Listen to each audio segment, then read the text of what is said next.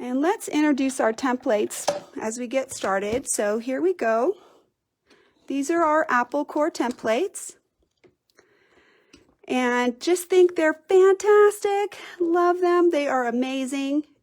What a classic style of design. So I'm going to grab my blue envelope and I'm going to set it behind so we can talk about the markings here. Okay. So this number up here, apple core 3, make sure that you know what size that you want, and you can play with it, but basically this is a 3-inch square. So this is on a diagonal, so it's not like this is 3 or the width, it's this angle of your apple core is actually 3. Okay, so you just want to choose your size. I mean, by the time you get down to this one, you can see that he's not going to quilt up as fast. So if you have a really large area, he might take a lot longer. So anyway, I still think he's great. And then I'll show you real quick. You can see that there's a lot of numbers on there, and the numbers are useful, but I'm going to just show you my way as always. I try not to worry too much about numbers or ABCs. I want you to understand more about the concept of the shape and how you can do it really efficiently. But the numbers are good. You know, if they work for you, you should definitely use them. I just want to try to understand that, you know, I might not be going 1, 2, 3 type of thing, just so you'll know. Okay, so my grips are on the 4 corners, and you can bring them in a little closer. You know, this one's kind of far out there, but these aren't that big of an opening, and they're hand sized. You know, the whole template, it's not difficult to hold on to, but you can always bring your grips in a little tighter if you want to. And notice, of course, that our grips always will go on the back of this template, and you can tell it's the back because the word is backwards, right? So the front is when we can read the word accurately. These markings that are here are etched on the back, and that protects them from abrasion. It protects them from wearing off. But if you use your template upside down, they may cast a slight shadow, which can make it a little difficult to line everything up. Okay, so I'm going to give you a little tip, a little free motion or ruler work tip. So right now, this is my thread right here as we're getting started, and I can just pull it. You can see it's like super loose, and that's because the presser foot is up. So if I lower my foot, I should have more tension on there. Maybe I have a little too much. I think I'll loosen it up a little. So you can preview if your thread has any tension just by pulling it. Whenever I recommend making sure that the thread is through the hole of your free motion foot or your ruler foot or even your regular foot, you know, your regular stitch foot. Pull it straight out, and the foot protects that needle from flexing, but it lets you see, do I have too much tension? Do I have enough tension in order to make a good stitch? And that's a really easy way, really quickly, to preview if you're going to have some thread issues or not. So I do recommend doing that. It's just really convenient. All right, so let's talk for a minute about the markings that I've got on here. So if I have a space that I'm doing, I like to put a grid in there. It's not required, but the grid is useful because instead of kind of making your apple core sort of go like this, here you can preview if it's going to be straight, especially if you're putting it as fills inside of other areas or inside of a block. You don't want to look at your block afterwards and find your apple core is kind of drifting off to the side like that. So really important to have some reference line. Okay, so we'll start here at the top. If I had some type of applique or my fill was irregular on the side, I would still grid out past that irregular line, and that will give you the ability to position the template beyond that line, and then you would just stop. So if I had an applique that curved in here, I could still line up the template, but when I got to the applique, I would stop and I would realign to the next one, and I would go around the applique and I would continue. So it's not that this can only be in a straight area. You can make it any shape. You just would have to navigate around that shape just like you would have to navigate around a block seam. okay? All right, so let's start up here, and we'll just put this right in the corner. Always pulling up our bobbin thread. We're going to use the big one for the most of today, and that's just, you know, random choice. You don't have to do it that way. If you don't want to, it's okay. I guess we'll have to scoot down. We'll have to come down one. We're up a little too high. All right, we'll start in this corner. So these are 1.5 inch grid. So my fit here, you can see the lines right here, and this top reference line, if I line that right up, then the foot should be able to come right in here, and I should be able to start right in here. Okay, so now we'll go ahead and start. Pull up that bobbin thread one more time.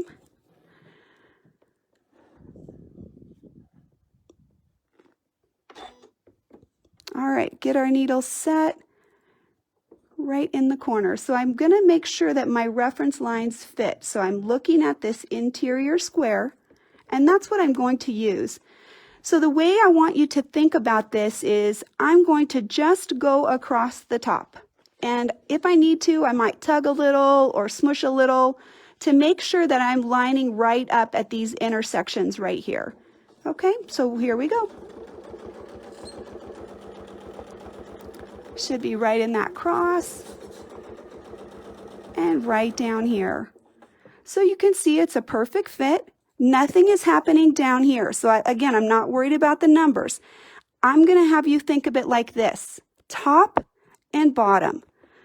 So let's scoot over, literally just walk the template over, make sure your lines are lined up, and we'll just go across the top.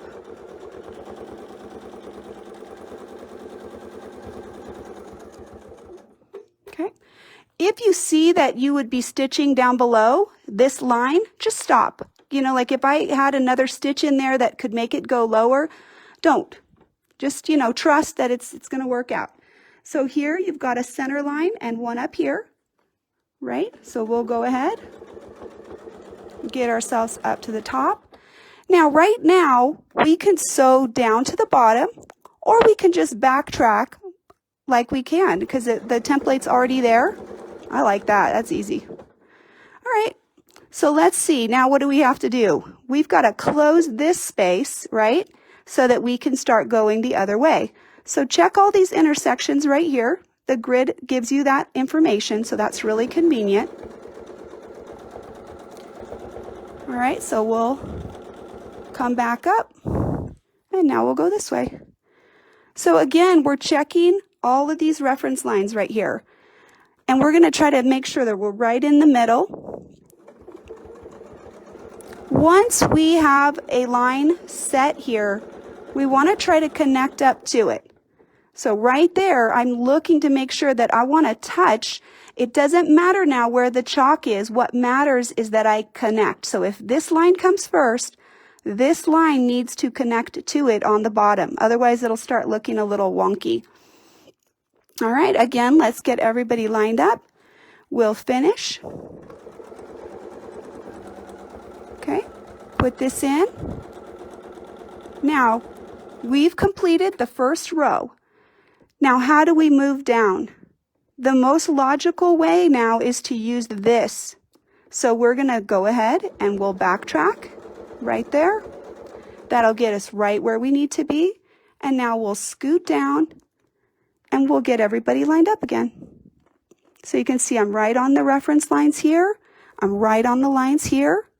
And here we need to kind of close this, but we could potentially close it after we come back this way, but we'll just do it right now. So as long as you can finish the design, that's what you've got to think about. So sometimes you will be in that situation where you have to backtrack a little. So I just made sure that I was starting at the right place, right at the top. So that'll give us a pretty view of our design. Remember that all these chalk marks, they're going away. They're not coming with you when you give the quilt to somebody, right? So you're going to be fine. It's not going to matter if you're not perfectly on the intersection. As long as the design looks clean, you'll be good to go. up to the top. And we'll close this one here as well. And right back to that middle position. So now we'll go backwards. And we've got all of these fantastic lines to help us. If you ever think that you're off, this is a great place where you can use your spacing gauge. Let me grab mine real quick. Oh, right here. Sorry. It's right next to me. So you can always check. So if I need it to come out just a little bit more right there so I can get that perfect fit with the foot, then I can just do that. And that right there will help get my design tidied up right there. All right, checking all my spacing right here, making sure that I'm good. All right, here's a quiz. So what did we do last time? Anybody remember? What do we do now? I'm quizzing you. So now we've completed this entire row, and in order to move down, we're going to just follow this curve right down here. We're not going to move the ruler in between. As we travel down, we want to be right on that same stitch line. So don't move this template until you've repositioned down here where you want to be. Okay? All right, so we want to finish this right here.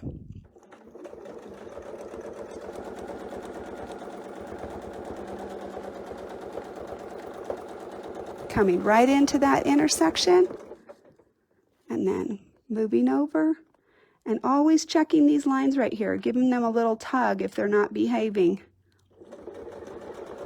That's what's going to help us get right where we need to. So a couple of related questions. Yeah. How do you know to use the 1.5-inch grid on this one? And kind of the related piece is, which grid do you use for the smaller size apple core templates? Do you want to grab those grids for me? So that's a good question. So I have 3 basic grids that I work with. They're very, very simple.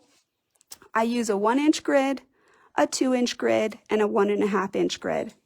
A 1.5-inch grid is very simply, I know that this shape will fit in it because this is 3 and 2 of these up is 3. So I know I can literally set that right on there, and I know that those interior markings right there will fit on that because this is a 3-inch apple core. If I had a 3-inch clamshell, it's the same. I would use a 1.5-inch grid because I know the 3-inch clamshell will fit in that. If I have a 2-inch clamshell or a 2-inch circle or a 2-inch apple core or a 2-inch back-to-back, I would use a 2-inch grid. And if I had anything that was a multiple of 1, like a 1/2-inch circle or a 1/2-inch clamshell or a 1-inch clamshell, then I would potentially use a 1-inch grid.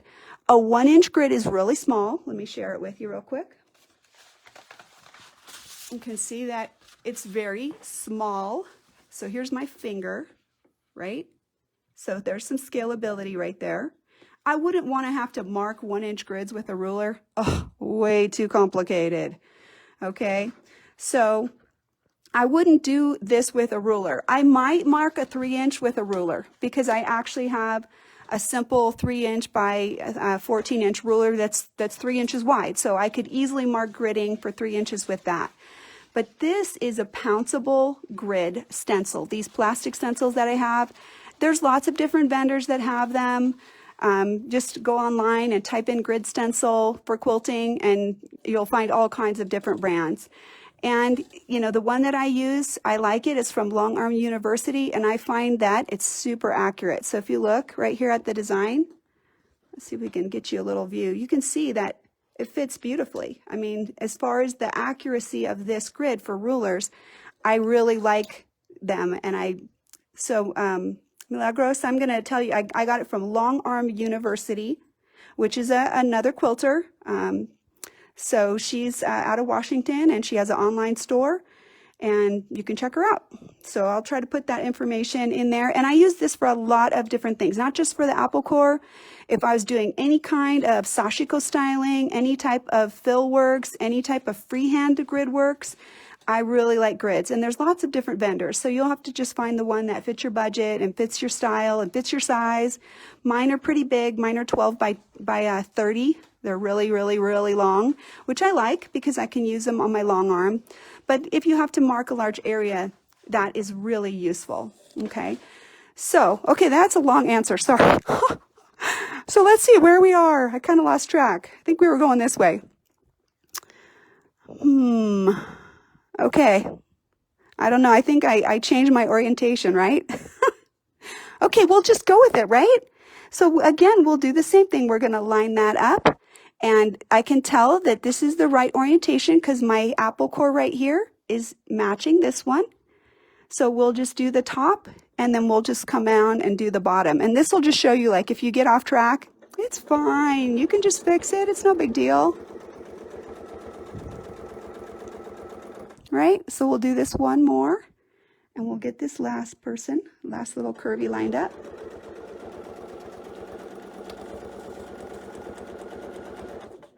Oh, I think I went one stitch too far. And then we'll come down and again, you know, we have this gap now. Well, we could fix it. I mean, we could fix it if we want to. It's no problem. We can, and then what's great about the templates here is you have that potential to just fill in, and I can come back. Like if I did it like this, I can close this. Let's get lined up right there. So we can fill this up right here, close that, come back down, close this one, and then we can just come, oh, I got crazy. Okay, let's play bonbon time since we haven't done that in a while. Let me show you what happened. Who remembers bonbon time? I might even not fix that. I wouldn't care. You know, if that's a little bit off, it's fine. I could just keep going, especially if you had a lot of other quilting on this. But if you can see, I went off my line right there. So on this one, I might potentially not even bother, but if you rip this right here to make this straight, you would have to tie this off. You can't just rip this and do nothing. So bonbon time means that you lift up your foot. If you get off of your reference line, you're just going to come back, and I'll say we'll come back to here because that's where we were on right there. We knew we were at the corner right there. And then I'm just going to tack this in with a few stitches right there. We'll put this back on. Now, let me get my spacing gauge so I can show you how we would have to work with this. I'm going to get these threads out of here so they're out of my way.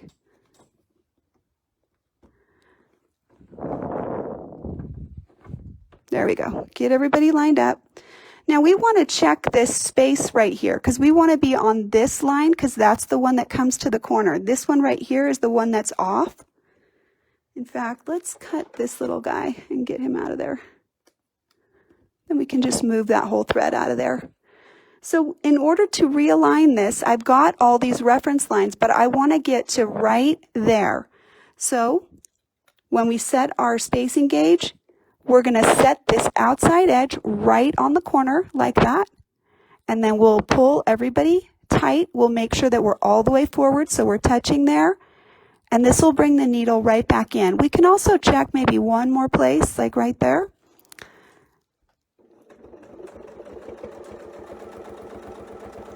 And that got us right back on that line. Now this is all tacked in because we tacked it right here, so I can rip this whole piece back. And the reason I call it bonbon time is I can do that when I'm sitting around eating bonbons because we're done, right? We don't have to come back to the sewing machine. We don't have to tie it off or anything. We can just be finished. All right, so I kind of got off track of my top and bottom here. So let's see how we can get this all tidied up. Let's get ourselves lined up here. We're going to have to finish that one up top right there. So let's close him up and then we'll come back. So again, I've got all of my reference lines lined up. I think I'm off a little bit though. Let's make sure we're all tidied up. Let me show you something about the alignment right here. So this line right here and this line right here, both of those should cross, and they do. This right here is lined up right here, and this line right here is also lined up.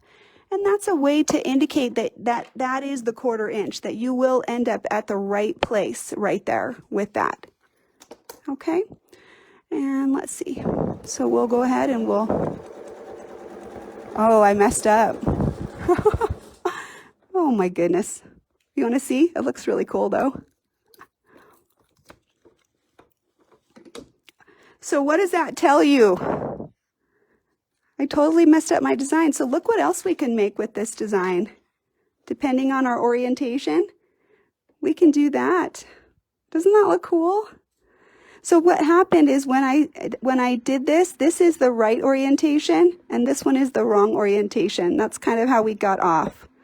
So anyway, oh, it happens, right? To me too. Okay, let's go ahead. I'm going to tack this off really quick.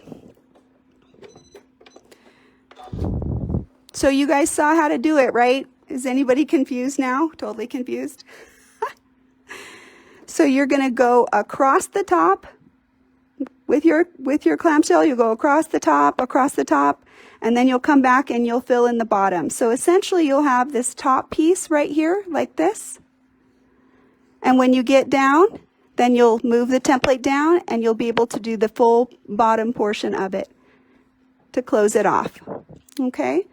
One of the other things that could be kind of fun is using this and making an echo. So let's show you that real quick. So right here, we'll just make it as a 1/4 inch echo. That's the simplest one to do with this shape. So we're still going to use our same size. And I think I'll leave the key out in case we want to maneuver around. Because we can flip this around. We don't have to close it. We can just flip the template around. So right here, notice that we have the edge of it. Let's get it squared up right there. Okay, so because this is now bigger, the template's bigger, we can actually just use this right here to make this echo. So we'll just go until the foot touches right there, and then set this right in there. And notice how we're right on there. Okay. Now, of course, we don't have the key, so we'll flip it around. Okay, tuck it right in there where you have that everybody lined up. So I think I might have gone maybe a stitch too far because I'm having trouble getting it lined up, but good enough. It'll be okay. I'll just fudge it. Okay, and then here's the last one, and it should fit pretty good right in there. And then we'll close the echo. And if you want to check, you can also use this right here and just make sure that you'll be able to close the design perfectly. So this is the exact same size template, and you would be able to use this the same with any of them. So if you did 2 and you wanted to make a 2 echo just like this, then you'd be able to do that. So doesn't that look cool? So that fills this in quite a bit more. Yeah, I'm setting the edge of the template on the stitch line. So Jennifer, I'm answering your question. So let me just show you right here. If this is the concave part, I'm laying the edge of the plastic right against the stitch line. And the reason that this works is my needle and my foot are a 1/4 inch apart. So if the foot is touching right here, then the needle is a 1/4 inch away from where the foot is touching. And so this is just a fun way to add a little bit more detail. And if you had it, you could create your own pattern. You wouldn't necessarily have to do every one. You could just do some random ones just for eye-catching interest and maybe fill it in with some free motion. Or you can make your own pattern and do like every other one down the line is going to have that fill or something like that. Or you can do them all. So that's just another way that you can use this template. And this is a very narrow curve. So if you wanted to, you could also just use it like that, where you just have a shallow arc right there, and then you would move it down, And what you would be looking for is you'd want to put this center line sort of in the middle. You could fudge it, you can just do it by eye, but this would be an arc, and you could even go around. Because this is so gentle, that would be a nice shallow arc. So if you had a small box that you were making that scallop around, this would offer a very shallow, not a really deep curvature. And that's usually good for a small space like this. Is it possible? Of course, sure. Lillian, your question is, can we use the Echo discs? So I use them whenever I can, but they would work well with this. So if you wanted a bigger Echo, so like if you use the 1/2" one, that would make this gap bigger right there, because it makes the whole spacing a little bigger. So then you would get a much less, and you could still do that by putting the template around this and then just going edge to edge of the template. You would literally seat it just like it was sewn, like this, and then put your Echo disc, and your Echo disc would actually touch the plastic and go from corner to corner to corner like that, and it would make a deeper echo than this. So the Echo discs that she's talking about are these little circles that we have, and the way that those work is literally you just put them around the foot. So let me tie this off, and I'll show you how we put it on if you want to use it. I'll give you a little tip.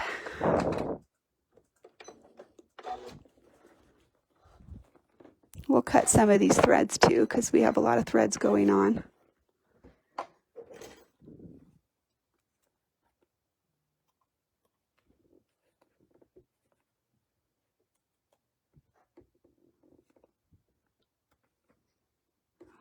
Alrighty, good. We won't get trapped. So when you're putting these on, this opening has a little flex in it right there. The opening allows you to pass the thread through there if you wanted to. Sometimes you might have a need to do that, so you've got like a little get out of jail free card. When you put it on your foot, center it around the foot like that, and then lower the foot. And then you're going to actually push down on the foot. And then I would lift it up, and I would wiggle this a bit and make sure that it's not preventing you from moving. Because if this is kind of hanging down and dragging on the fabric, then your fabric won't be able to move freely. So you can just test that by making sure that you can move. And if you feel some drag, then you can just wiggle this up just a little bit more so that it's not impeding you. And then these work great on an outside template. So let me show you what I mean. Okay, if this is my ruler and I'm sewing on the outside, it's going to make the arc bigger. And then if I'm using an inside template like this, it's going to make the shape smaller. So that's just something to think about when you're using the Echo guides. They're great, and you should use them whenever you can, whenever you want to. So I'm going to answer Regina Rook's question. Her question is, if I'm quilting a full-size quilt, would I use the grid in sections or mark the entire quilt top? No way would I mark the entire top. Absolutely not. Especially if you're using pounce, because pounce does move around. I mean, this is the iron off pounce that I'm using here, and you can see if I blow on it or if I brush on it, it's not going anywhere. You know, this is not just wiping off. But if you're just using regular pounce, or if you're using something that's a little bit more prone to wear off with motion, then I definitely would not want to mark a large section. And I wouldn't mark an air erase because, you know, it might vanish before you got to that area. So if you can mark a section with a longer wearing marking area, like 20 inches by 20 or something like that, Susan Tapp, I don't think the numbers on those discs matter. They're still going to work. It's about their diameter. It's not about the numbers. You're talking about this? Is that what, Susan, if you can answer if this is what you're talking about, it's the same. It's not going to matter if you have it upside down or right side up. It does matter on, I know the Bernina brand has some of these discs, and on the Bernina, you can only put it on one way because they have a rounded foot. Ours is kind of squared off at the bottom, so it does matter on that one. But on these ones, this is just straight. There's no tapering, so it won't matter. Okay. All right, so hopefully I answered both of those questions. So when you're done here, you can lift this up and then just wiggle it a little bit, wiggle it off, and then take it off. And if you wanted it off and your thread was still connected, that's when you would pass that thread through that little hole. Okay? All right, so we've done our basic design. We've mistakenly shown a cool variation that we could do, but if you did this, you'd have to plan for that on paper. I would use my stitching line discs, and I would figure out the best path, but it's probably just as simple as flipping the template, because that's all we did here, is this should, match. This one should go in, like this one, and it doesn't. So if you just rotated the template, you'd be changing the orientation. So that's as simple as it is. All right, so let's show you our boundary, our border. We'll do that next. And we'll use this big one again. And this is 3 inches. And it doesn't have to be. You could change the size if you want to. But that's just a convenient size. So let me put my little piece back in. I lost him. Oh, here we go. So make sure your tape is in place. If he's not sticking well, go ahead and flip him. I always have a little pull tab that I just fold the tape back. So if I want to take the key out, it's easy to take it out. And looks like I'm missing a little grip right there. So I think I'll put one of those on there. So it's a good opportunity for us to talk about our stable tape real quick. So I use about 1/2 inch piece. And it's really important that you put it in a place where you're going to be holding. So you can see these ones are quite a bit closer. So as I'm holding the template, I'm going to be a lot closer to the foot right here. So, getting in there. So make sure that you put them where you're going to be holding. One of my recommendations is if you get a new template, get some scrap fabric and some batting and just start playing with it. And then once you're comfortable with how you want to hold it, then you can put those grips right under your fingertips to make sure that you're getting the best compression. So if I hold it like over here, nothing, it doesn't do anything. If I hold it here, it does a lot. So just make sure that you're putting them where they're going to be most effective. Alrighty. Now we did something similar to this the other day. We did the egg and dart. I want you to use this reference line right across. There's a diagonal line. So we'll get this all set. So you do need a straight reference line or maybe a seam line if you were doing this in a border.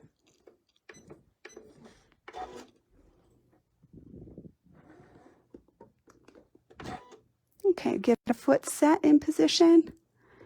Make sure you're lined up so that everybody will be nice and straight. And this one, I have to say, quilts up really fast. I love it. Right there, easy, just move it down so you're touching. That's all you got to do. Make sure your back is lined up on your reference line and the front.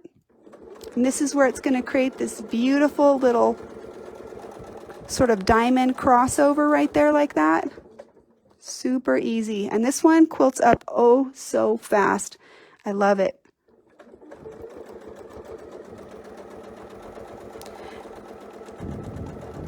So it's about 1.5 inches tall. I did measure that. So you can use that information or you can test it yourself. So obviously then your 2-inch clamshell is probably going to sew out about 1, I would guess. And then your 1 would sew out at about 1/2.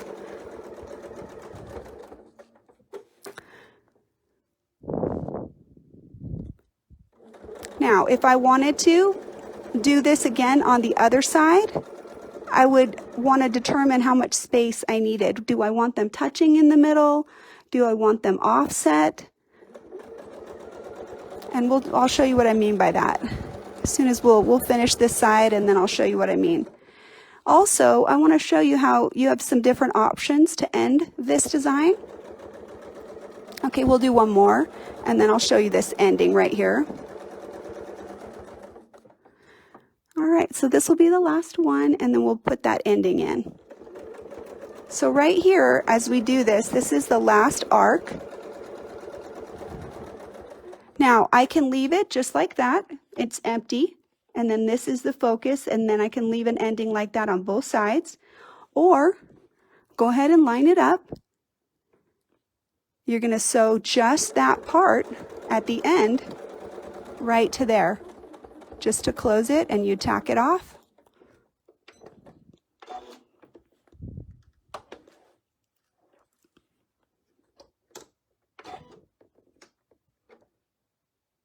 So I'll get that lined up and pick up that bobbin thread right there.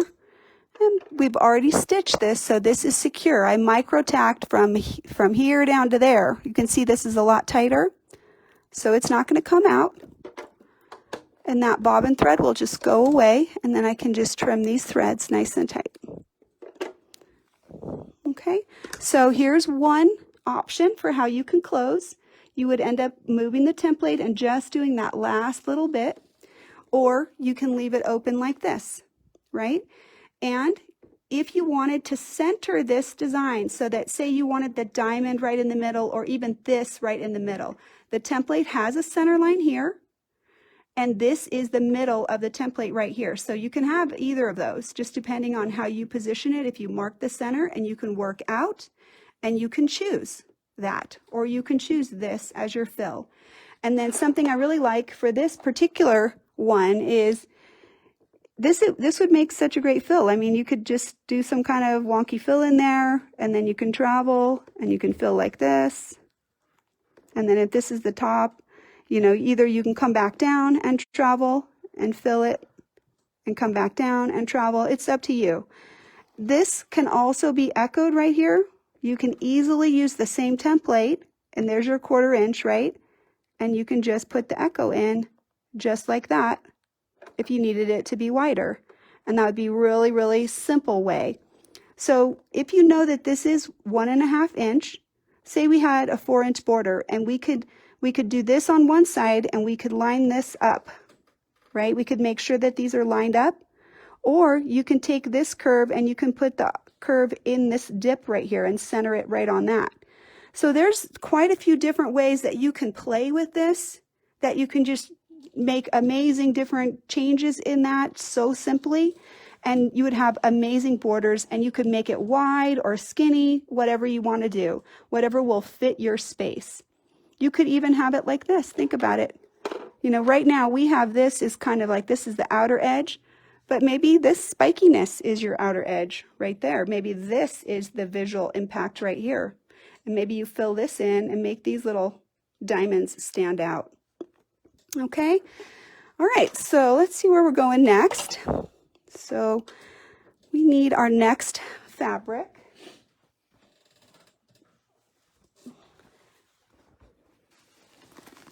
Hi, Leslie. I see that you just came in. I'm going to get some marking tools ready. So I'm going to set these templates up here so you can take a look at them real quick.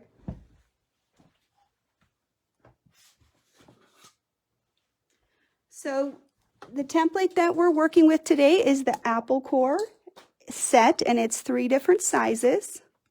So this is the 1 inch size. This is the 2 inch size. Here's the scale. It's like the top of my hand, right? And then this one is quite a bit bigger, right? And that means that this square, this interior reference line right here, that's the 3 inches. It's not that this is 3 inches tall. It's that this whole angle of the apple core fits inside your 3 inch box, okay? All right, so let's use our crosshair square. That's the next one that we're gonna work with. And then we'll do one more kind of a border fill that I like that was kind of cool. So let's talk about putting our crosshair square on. So let me see if I can get this to stay up a little so we can have some more room. So we're going to make the 8 reference lines. This would be the center of wherever your design wanted to go, this center circle. So if you had a block and you wanted this to be centered on that, you're going to mark the cross of the block and put that center dot right in that center space. And that will help you, get the perfect spacing. So I'm using my Choco liner, which has the iron off pounce. And I'm just going to address really quickly. I'm going to show you up close. See that right there? that's a little bit of wear from it kind of writing in the groove right there. So I recently saw one of our viewers was talking about it doesn't bit. So here's what you can do. You can just go like this.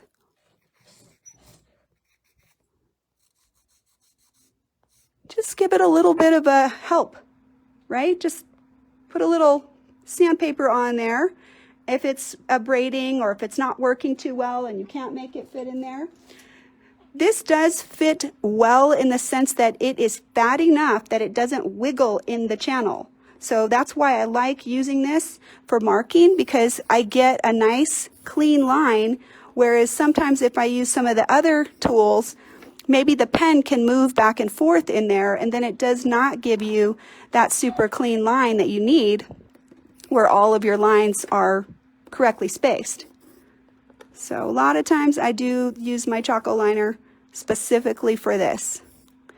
All right, and then if you need to make a second set of lines, which we are going to do today, right now we've marked all 8 channels, all of these open spaces, and you can see there's a white line right in the middle. So let's see, we got to mark our center too, otherwise we'll lose track of it before we do anything. Okay, so now you can rotate so that your white line matches your chalk line. Keeping your center dot lined up, you're just going to check all of these white lines and make sure you're lined up properly. And once you are, then you can put your lines in.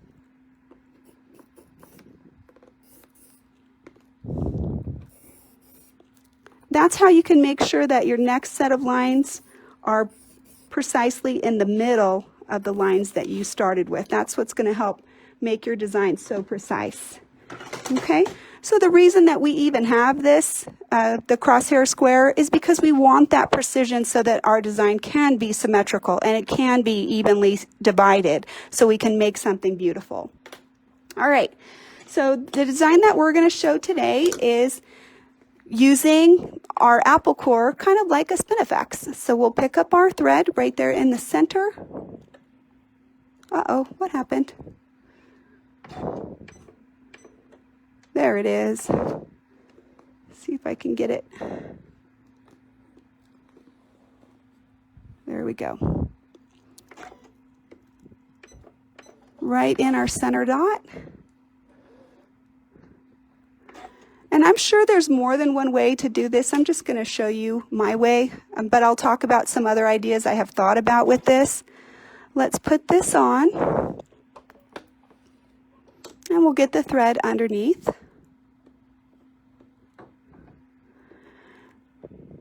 So you've got a reference line right here, and this line back here should do exactly the same. So let's get our needle seated right in the center. And we'll check our reference lines, and here we go. Now, here's one option. Okay. We could just go back and we could just have an angle like that, and we could do that for every line and not connect it. We're actually going to do the full shape. Oh, I think I just broke my thread, darn it. Okay, well, we have to rethread. Sorry about that, guys. Can you see that? I just had a bad moment. Happens to all of us, right? All right, so my machine requires that I set it in threading mode. Let's make sure it's cleaned up in there. I did clean it just recently, so hopefully that's not our issue.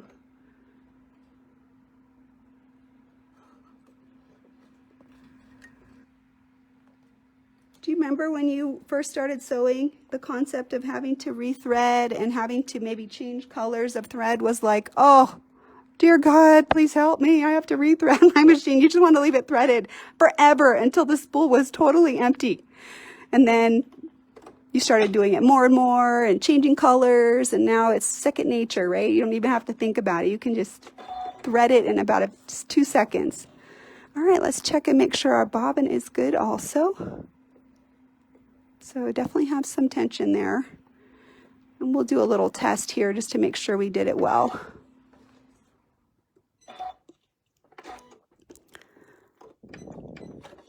Oh, still sounds wonky under there. Okay, one more check. Sorry about that. So if you have a glider, you can just roll it under there. So yeah, I think that is, need to make sure he's in that slot.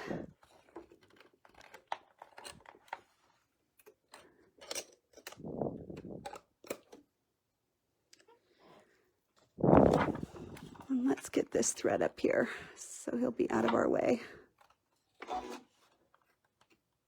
Oh, he doesn't want to stay out of the way.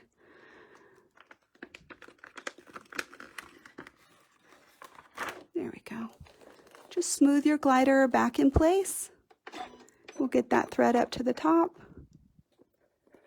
There we go. All right. So I'm going to get us reset back where we left off.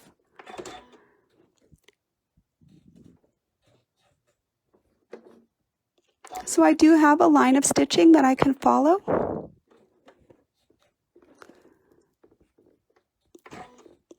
So I'll just put the needle right back in place, and I'm just going to take a couple of stitches to secure it. Get me right up to my line, and then I'll get these threads out of here just so that I won't be tripping over them. All right, so now is a good time for us to use our key.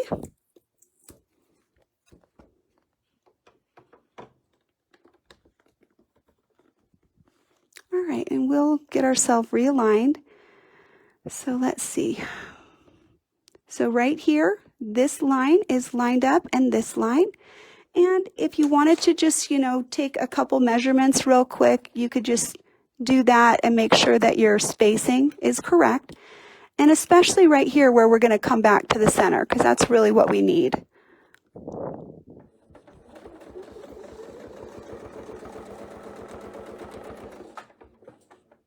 Okay, now let's cut these guys too. We'll get these out of our way. All right, so that's where we were. We're lined up here. So this part that's out away from the foot, we're just going to rotate 2 spaces, right? So we should be able to line up right here and right here. Show you right there. So that's all we're going to do. And these guys are going to cross over.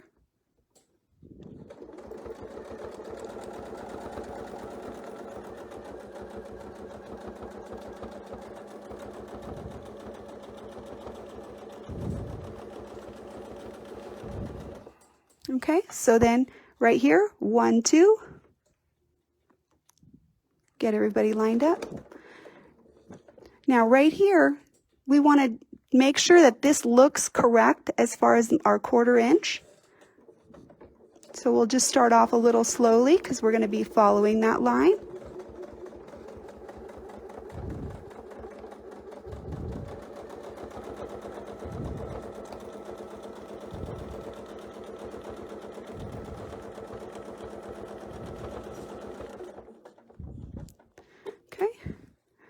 Let's see, 2 spaces, 1, 2. And again, we want to check this spacing right here, make sure we're sort of in that correct spot. So we're right in the stitch line. So when you start off, go a little slow, make sure that you're following it nicely. Okay, and then we'll be able to just continue.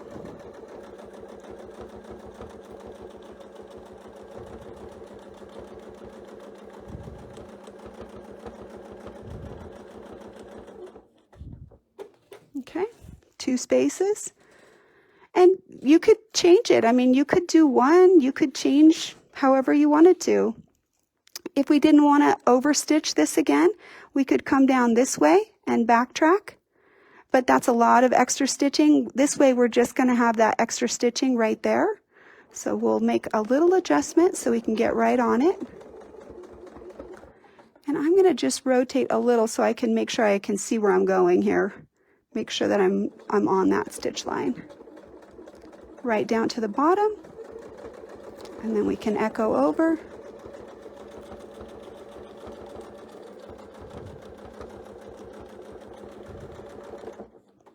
Okay, same thing, 1, 2. So we're a little bit high for that one, so I just adjusted so I can get right on there.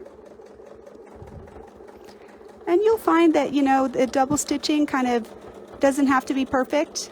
It's okay if it isn't. If it isn't, you might even try and make it next to it so that, you know, it's intentionally off.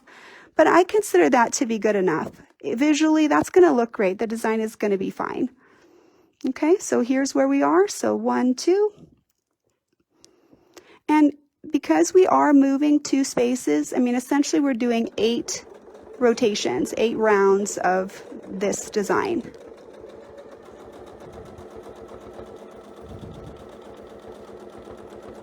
So we're here down at this, so we'll go ahead and try to get ourselves right back in there, following that line. And then I want to make sure that I've got the last one in. So notice right here, there's nothing. So even though the design closed right there, we still needed one more. So this is where we were before. So this is the number that we're using. So 1, 2. Notice that this space is empty. So we do want to go ahead and close that last space and make sure that we have the symmetry of the design that we're creating.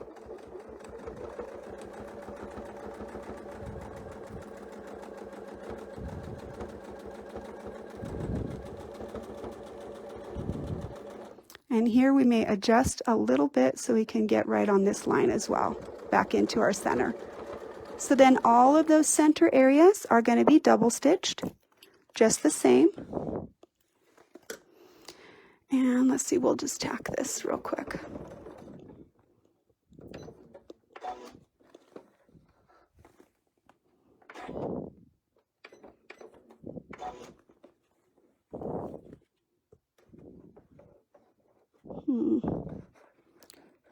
There we go.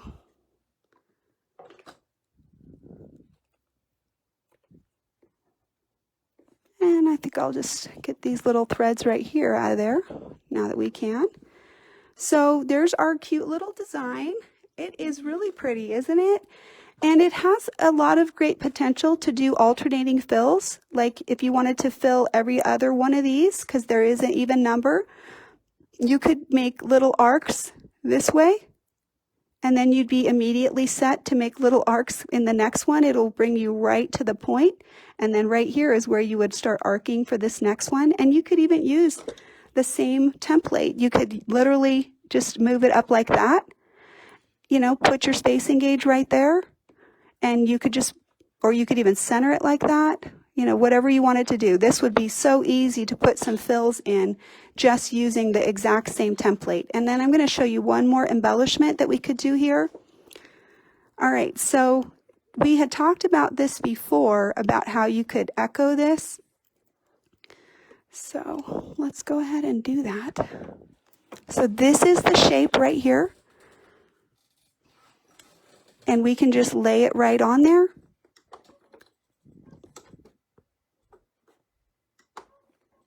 So we use as the guide right there.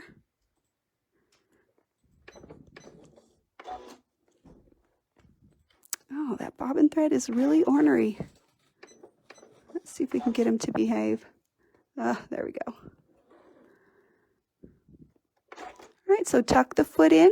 Anytime that we're stitching where the foot is touching the existing stitch line, so right here tucked into this corner, this means that we'll be stitching a 1/4 inch away, and that's because that needle is a 1/4 inch from the outside edge of the foot. So right here, we can use this. We need this to be that 1/2 inch spacing. The 1/2 inch is the same diameter that the foot has, so you can just put your spacing gauge right on there like that, and that should give you the correct spacing. Right? And now I'm just going to rotate this just a little bit because we need to go a little further in order to get our foot right in there. And we can use this same right here. This is that 1/2 inch right there. I think it's a little tiny bit big, but we'll fix it. We'll just kind of grade it in there, right? And then you can just rotate. Looking right here, that should be your 1/2 inch. Let's see if I can check it one more time.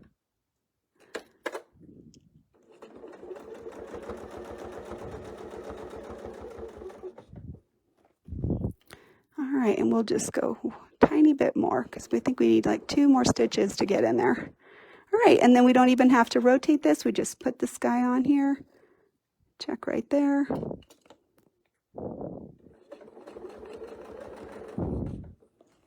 And then rotate again. So you can see that spacing gauge is so valuable. He's so great. He always helps us do things that we want to do. Okay, and then here, checking that 1/2 inch, you just can pivot just like that, and that should get you right into that little corner right there. And then just rotate. Check your spacing right there.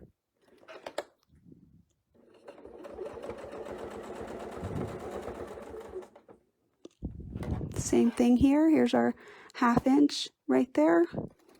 And then that'll tuck us right down in there. So you can see they're pretty versatile. There's a lot of different things that we can do if we just not see them as some limitation, as something that can only do this apple core or it can only do this. What I see when I look at it is I don't even really see an apple core. I just see lots of kind of cool curves that go in and out. And so there's quite a bit of versatility there for us to be able to do whatever we want to do. Spacing gauge definitely makes this, easier. And we could use the outside as well. I mean, we can change this. So if you saw the way that we sewed it, let me just show you what I mean real quick. When we lined this up, we were at this point and we sewed this, but we could rotate it a 1/4 turn, and then we would have this part instead of this part on the curve, and that would make a totally different design. The way that we did it, if you can see that this is the apple core right here, this. But what if we did it where this interior part was here instead? If we just rotated it a 1/4 turn, we would totally change the dynamics of the design completely, and it would look totally different. It would look related, but it would have a different look to it. And that's one of the things I really enjoy about the templates. It seems like no matter what I see, if I just look at it from a different angle, I can automatically change and get something else out of it. So it's totally worth that fun process of challenging your brain and seeing what you can make with it. When we get down to this last one, we do want to close this design right there. So this is where our spacing gauge would be very helpful. So I'm going to just pull these threads out of our way, and I would put the spacing gauge right where I want the needle to end up. And I'm going to make sure this side of it is flush with my template. So the needle position is right at the very edge of that plastic.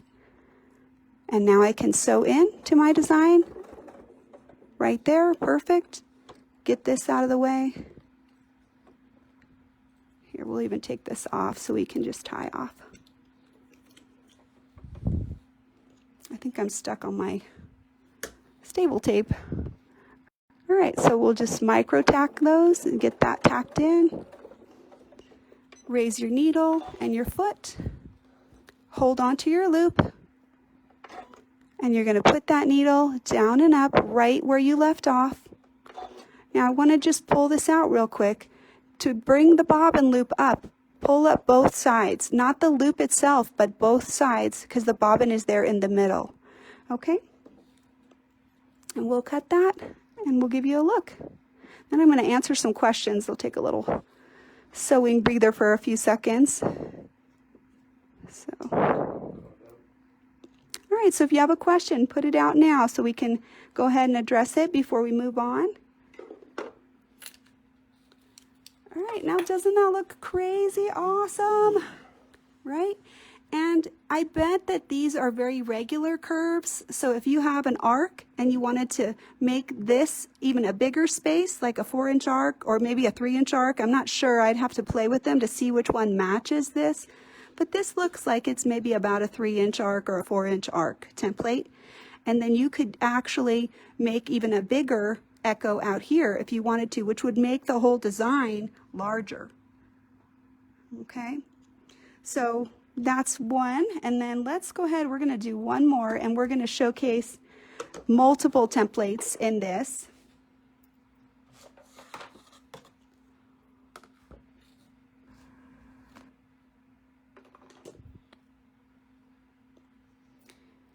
All right, so let me go ahead, we'll get this marked in here. So again, this is a 3-inch. We're going to use the 3-inch because we're going to be using actually all of the templates for this design. And that means that we may have to be flipping templates around, okay? And we'll use this time to reinforce our basic design as well.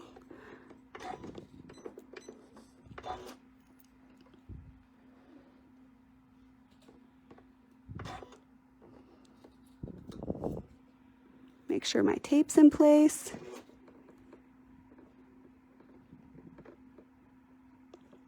There we go.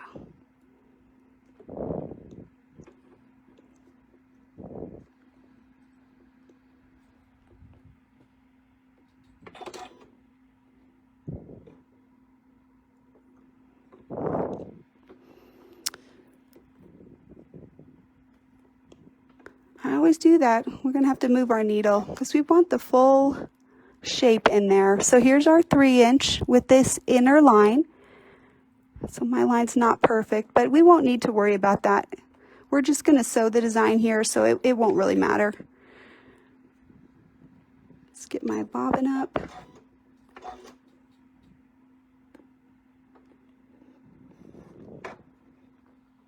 He does not want to come up. I think he's stuck on that tape back there. There we go. All right. So if I was doing the border here, I wouldn't bother marking this because you're going to go ahead and essentially complete the whole design with this one. All right, here we go.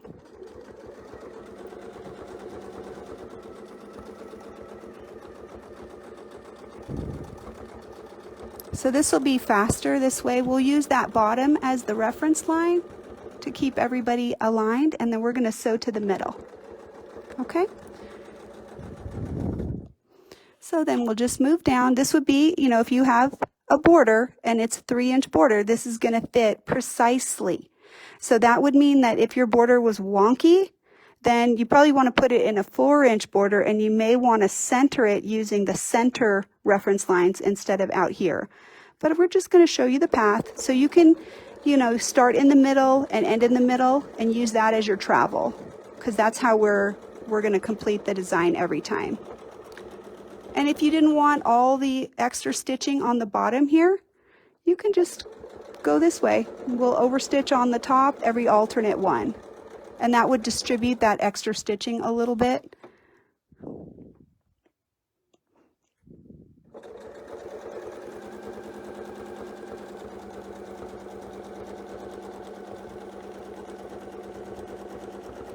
So this time we said we'll overstitch on the bottom.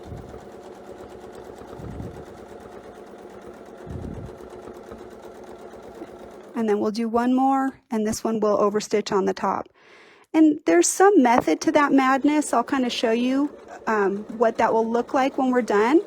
The double stitching will actually be a continuous line of stitching if we connect it up all correctly, right? So right here, I'll show you. The double stitching is right here on this bottom part, and now it's going to be on this top. So it'll have a nice rhythm to it of movement where that double stitching will have a plan. It won't be haphazard. Okay, and now I want to show you, we're going to need to come down to the bottom to do our little design. So let me take this off.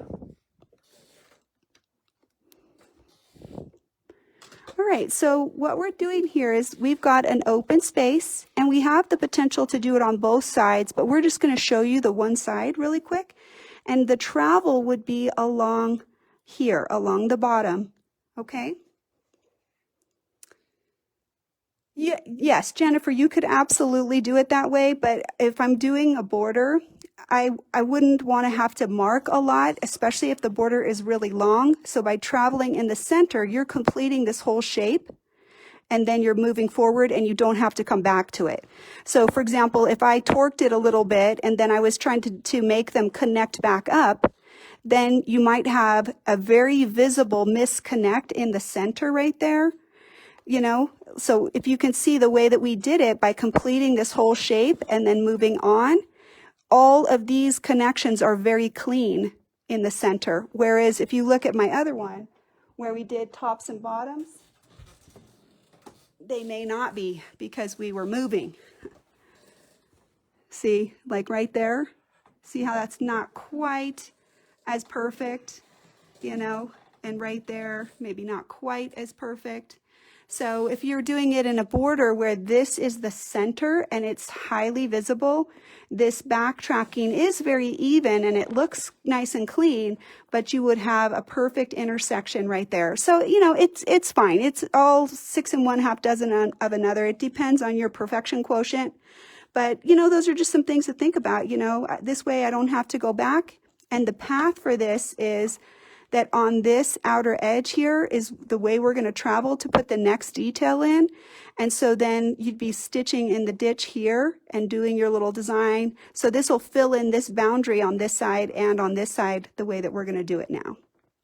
Okay. All right. So I'm going to take my key out because I want to put this on. And let me show you, I have a sample of this. Let's see, where did I put it? You have this, oh, here it is, right here. It fell down, it's hiding. Okay, so this is where we're going. Isn't that cute? And of course, you can see I can do it on this side as well. It's kind of like a little shell scallop. And then you could even put, you know, that fill in there or whatever. And this is using all the sizes. And then there's no marking or anything. The way that we did it, we just started as we mean to go on. And if you wanted to center it, like if this was the center and you wanted to work out, you already know you're going to start in the middle of the template, right? So right there, you're going to start in the middle in that center line. So you could line this up right in the middle of the template with a center line. And then you could work that way, and whatever you get on the end you get, and then you could come back and you'd work this way, and then this design would be centered right in the center of your border. So that's the benefit of doing it that way. But as always, do what you want. It's okay, whatever works best for you, that's what you should do. So what we want here is we want this to be oriented in basically the same way, right? And we're just going to pivot out a little bit. So like right here, I want to try to get as much of this arc that I can right there. But right here, I don't want it to dip down. So it can't be more than 1/4 right there. So we need to be able to stitch over. So if you look right here, this opening, it'll fit pretty good right there. Oh, I think I'm on the wrong side. We got to go the other way. No, it's got to be that way.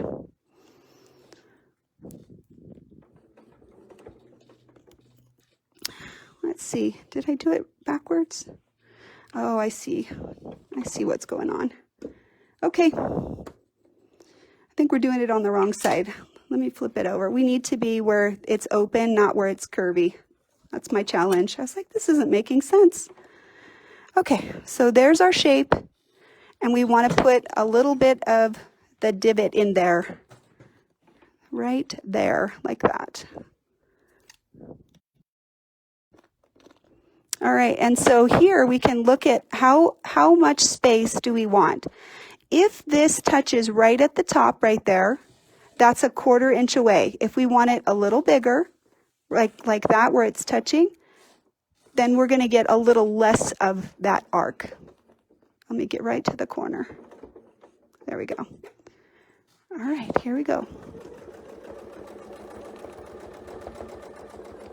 And then you'll double stitch this, and it goes right back to the corner. So this is where you're going to have to flip those templates, because you want to put these little details in there for both of them at the same time.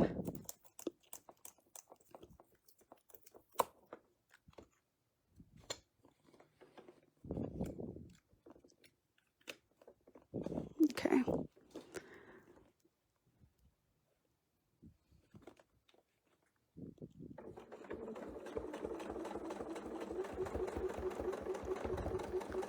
Right, we'll come back, and now we can take this off.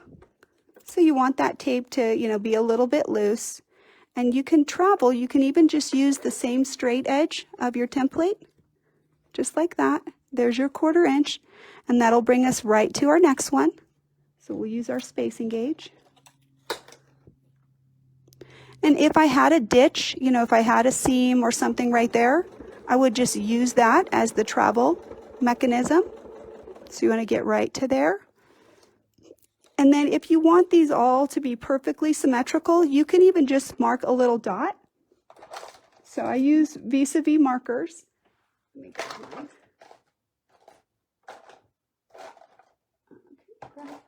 The red vis-a-vis marker right there, honey. Yeah. Thanks. Yeah. So a lot of people know I use the vis-a-vis marker to mark on the templates, and I use those as references. So let's go ahead. We'll put this on.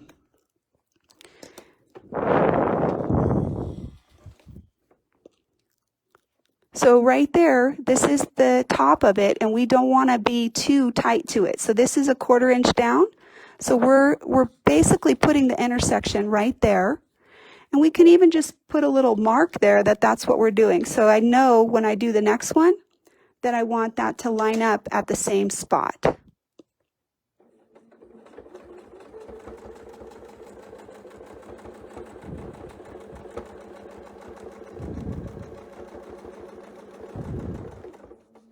Okay.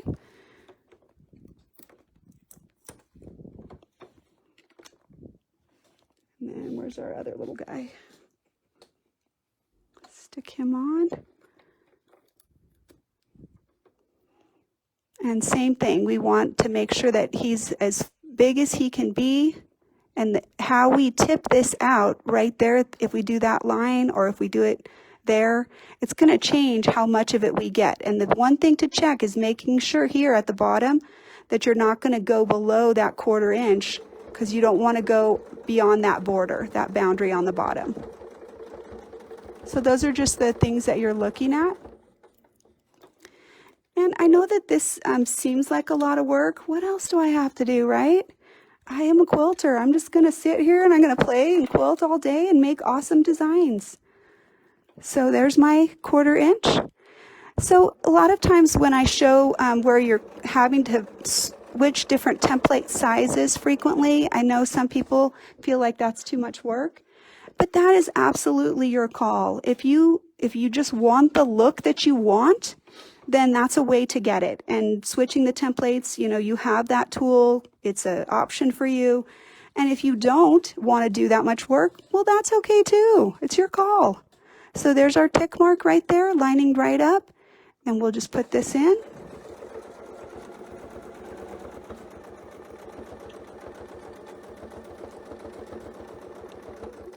And I do think that this design is really pretty, and I love it. It has a really kind of a scallopy elegance to it that I think is really, really cool. All right, we'll get that. So this has got that little bump down at the bottom. That's what we're lining up. And we're essentially looking to make sure it's no more than a 1/4 inch right there. So, ooh, we did good on that one. It's perfect. I'm using my calibrated 1/4 inch eyeball. You probably have one too. All right, so what do you think? Should we do some more? So anyway, you can see the path for that. So what we would do is we would stitch down, fill this one in. I mean, essentially this is the end. If we had another one, we could use the bottom tip down here. You know, if this had enough here, we could put that fill in here. If not, we could just square this off and just put some lines in there, you know, if we can't get enough of the design. But remember that if you have batting out beyond your quilt top, you can always mark out into the batting in order to run this off of the edge, which would be very cool. And then your boundary is closed, and then you could travel up your seam and you could go back the other way, and that's a continuous line of stitching for you. So it's not like you even have to break your thread. You'd be able to essentially do this whole border in one pass without having to cut your thread at all. Alrighty, so we started at 3, so I don't have any more designs for this, but that does not mean that there isn't any. But you know what I do have? I have something very cool. I talked to Sew Steady and I told them what I was doing, and you know what they said? Sure, we'll be happy to do a giveaway for you. So what I want you to do is, if you think these designs are terrific and you would like to share them with somebody else that you think would like them and would be terrific, I'm going to encourage you to like, comment, or share, and so that I can make sure that Sarah has enough time to go through and decide, you know, who the winner is from her random draw. We will announce the winner on Thursday or Friday based on her schedule. So if you check back, that's when we're going to be doing it. And what we're going to be giving away is one set of the apple core templates, which is the 3 pieces. So this little guy, the 2-inch, and the 3-inch. You'll get these 3 pieces, and you'll be able to, of course, tell them what you need for your machine. So whatever fits your machine. So thank you Sew Steady. So like, comment, and share to win. If you don't play, then you can't win. And we hope that you had a great time, and happy quilting. You know how I feel. I love sharing this with you guys, and I really would love to see what you do with it. So some people have started sharing on my Fabricated Quilts ruler work support group. But if you have done something with the apple core and you're willing to share it, go ahead and post it right into this post, because I do check all of them. I want to see what you're doing. I'm nosy. So, okay, all right. So any last questions for me or for Honey? I'll give you 2 minutes. Please go ahead and put your question in there, and I'm just going to scroll through real quick and make sure that I've hopefully answered everything that was on here. And the biggest part of this idea, as always, is not to show you just this template, but to say that you can use your templates in ways you don't expect. If that curve works for you, but the template does something else, use that curve on it. It's fine. Use it however you want. Make the markings on it that you need to be successful. You can always put an arrow or a tick mark or a dot. Sharpie will come off, but it usually requires alcohol, so I usually don't put those on my templates. But you know, you can do what you need to do to mark your template and make them more functional for whatever design that you want to create. And our crosshair squares are always amazing for that. So the design that we did earlier, this one, we didn't have to sew the whole apple core all the way around. We could have just done 2 sides and pivoted 2 sides, and then the design would be open instead of having these closures in the middle. And then we would have an open center that we could fill in, which would also be very cool. So endless variation. Just put your thinking cap on and play with them. Have a great time. All right, so remember, next Friday coming up, we are doing F for our Free Motion Friday on Fabricated Quilts, which is framed. How we can frame a design to emphasize whatever free motion details that we have. So that's on Fabricated Quilts. I'll see you there. And I don't know what I'm doing for next week, but if you have some great ideas, because a lot of the last couple of things that I've done have been requests, please post that here, and I definitely try to consider, based on what templates I have, if I can answer any of the requests that people put out there. So have a wonderful day, and I'm going to say goodbye. Okay? All right. Bye-bye. Great day, guys. Happy quilting.